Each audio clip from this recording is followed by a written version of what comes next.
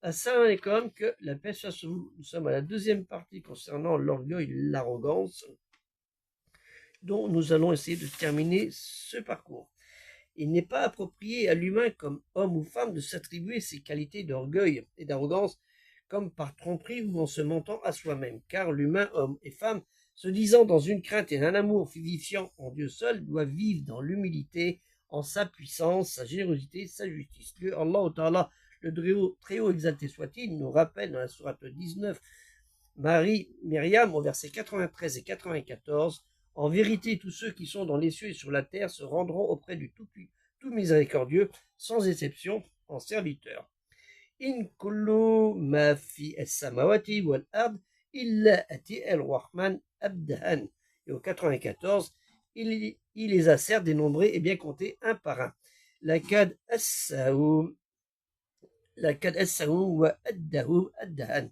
L'adjectif orgueilleux ou l'arrogance takabour ne convient pas à un statut de serviteur de Dieu Allah et il contredit en fait son adoration envers le Créateur suprême. Lorsque l'être humain, homme ou femme, individu, revendique ses qualités d'orgueilleux, ils prétendent être comme des associés à Dieu Allah, lui le Tout-Puissant. De facto, l'orgueil conduit au polythéisme, comme le confirme le hadith du prophète Mohammed sallallahu alayhi wa sallam, qui dit, sur lui le salut et la paix de Dieu, qui dit « L'orgueil est mon ressort, littéralement mon manteau, et la grandeur m'appartient exclusivement, littéralement est mon vêtement.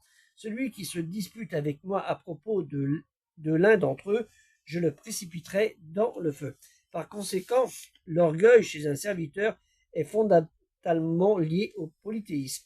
D'après Abdullah ibn Mas'ud, radiallahu anhu, que Dieu l'agrée, le prophète Mohammed sallallahu alayhi wa sallam, celui la paix, a dit « Ne rentrera pas dans le feu une personne ayant dans son cœur un atome de foi, et ne rentrera pas dans le paradis une personne ayant dans son cœur un atome d'orgueil. » Un atome, hein, rapporté par Muslim, Sahih, numéro 91.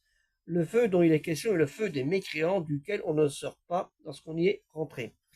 Rien n'est perdu pour ces personnes, il arrive aussi qu'elles se repentent, qu'elles possèdent de nombreuses bonnes actions, sans orgueil bien sûr, qui permettent d'effacer le péché, qu'elles soient touchées par des malheurs qui permettent d'effacer le péché, ou bien que Allah, le très haut des soit-il, par sa propre volonté, leur pardonne, qu'ils puissent aussi avoir la possibilité de rentrer dans le paradis. Que la paix soit sur vous, assalamu alaikum, et aider le projet culturel musulman universel et partager au maximum ces vidéos.